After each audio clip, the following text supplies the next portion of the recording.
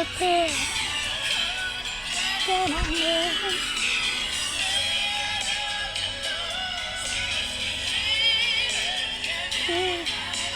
You got it.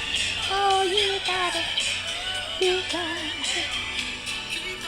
Get on me. Get on me. Oh, yeah. That whip appeal. So, I want to talk to you today. Whip appeal, curb appeal. Whip it on them. If you're thinking about putting your house on the market or if your house is already on the market, let's go over some golden keys for whip appeal, curb appeal. That's right. This is your realtor with the golden keys, and we're going to keep it sweet and short today. So we're going to run through this. I have a lot to do, but I want to give you a little something to nibble on, some nuggets of wisdom. So whip appeal, curb appeal. When the buyers pull up to your house, the first thing that they see is the curbside appeal. What does it look like? Let's first, number one, mow it. Mow it. They should not pull up to your house and your grass is overdue for a lawn cutting or lawn service. You want to make sure your grass is well manicured, fresh cut, and you want to keep it on a schedule, particularly if your house has been on the market for some length of time. You know, you don't know. You might get a quick sale. It might be on for 2 weeks, 3 weeks, 4. You never know. Keep your grass cut while it's on the market.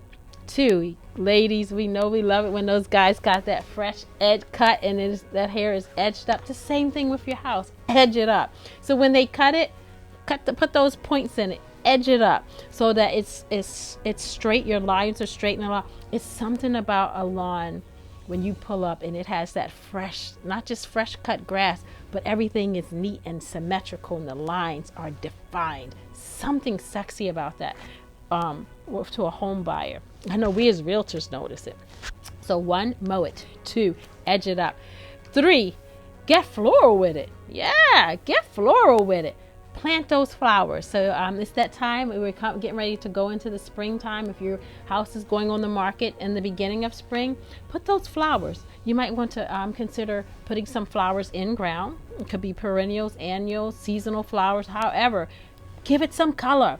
Give it some pizzazz. We love it. Buyers love it. So you want to go floral with it. Get floral with it, baby.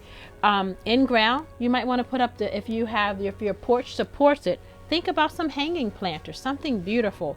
And planters itself, they have so many different stylish ones. Home Goods, Home Depot, Lowe's. You can go get the cutest little planters and put plants all around. Something about that energy of the greenery that appeals to the buyer, but also it appeals to the heart chakra.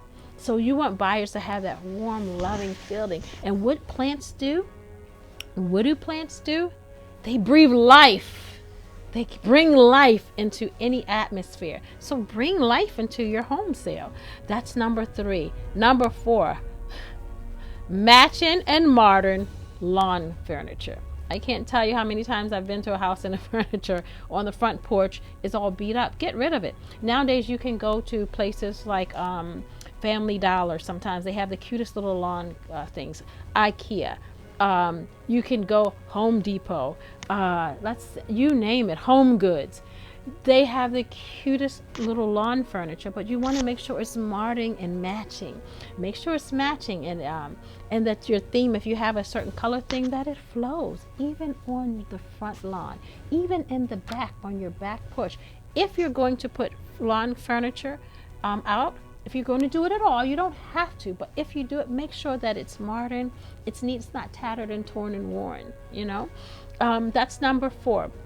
Number 5, don't do the do. Do not do the do. And what do I mean? Don't do the doggy do, the doggy poo. If you have a dog and you know you have showings, if you can as much as possible, make sure you get that poo off your back lawn and your grass and out of your backyard. Because a lot of times buyers want to walk the premises. They want to walk the backyard, the front yard. And they want to maybe put their feet in the grass and get a feel, see what kind of energy that they're sensing from your house. So you don't want your buyers stepping in poo. So don't do the do. Get rid of the poo. So that is number 5. Number 6. Hey, don't get mad at me. I'm on your side. The realtor with the golden keys is on your side. Speaking of siding, We're talking about siding. If your siding has mold and it's dirty and it's lackluster, you might want to get somebody to pressure wash or power wash it. Do it yourself or hire a professional to do it. Give it that clean, well manicured look.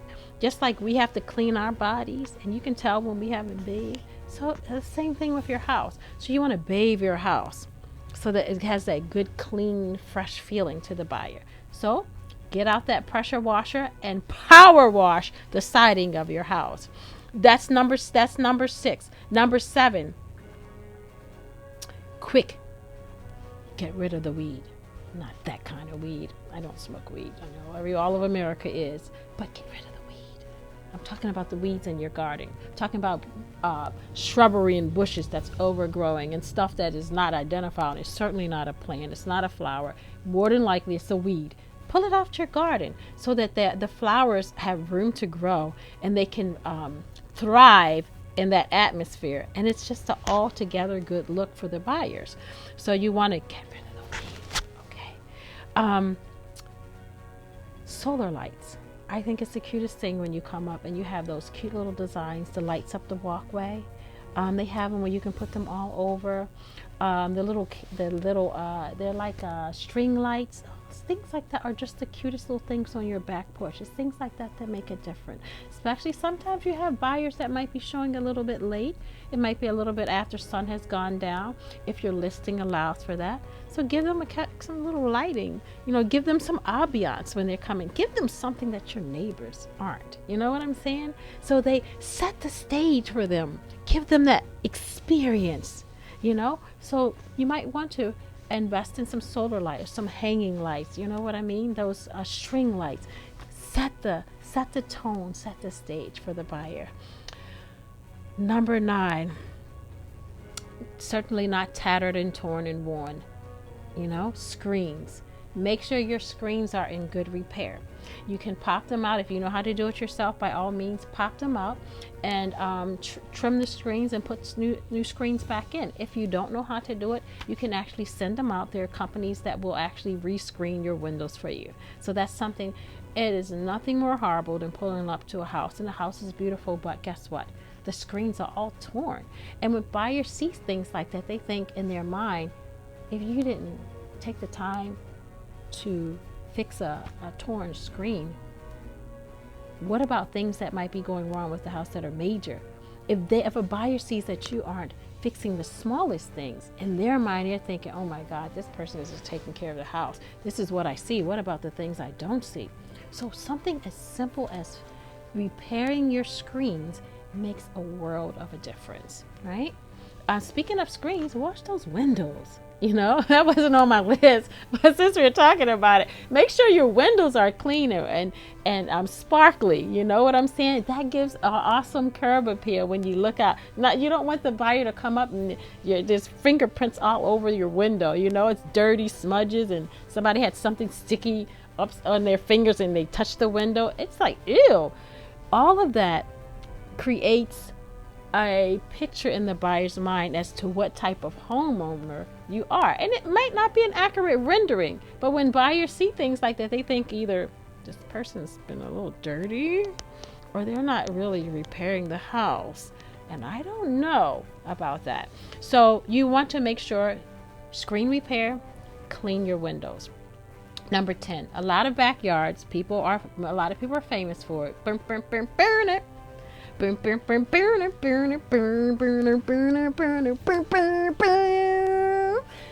Okay, don't do the Sanford and Son thing. Make sure you clear the junk out. Call a hauling company. Don't store it in your backyard because around the shed and outside. Clear that stuff out so it's a clear view. Make way for feng shui for the buyers. You want to clear it out. So set the tone and the intention by clearing out the junk and the clutter. You're already moving. So mentally, I was going to say spiritually, but spiritually and physically, you're preparing the way for the buyer, for the new buyers. So clean it out, make room for them so that when they come, they can see themselves living there. It's hard to do that when all of your stuff and clutter is everywhere. So remove the external clutter of your house.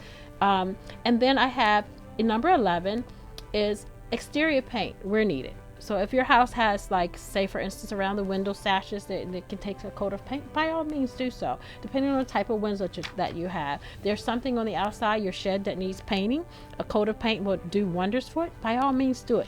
A can of paint can be very inexpensive. That could be an easy fix that's very inexpensive. And lastly but not least, what's your number, baby? What's your number? What are you? Give me those digits. Can I tell you how many times we're riding and it's hard to see the house numbers? Make it easy for people to find your house in the daytime and at night. So if you don't have numbers up or your numbers are not very visible, get creative.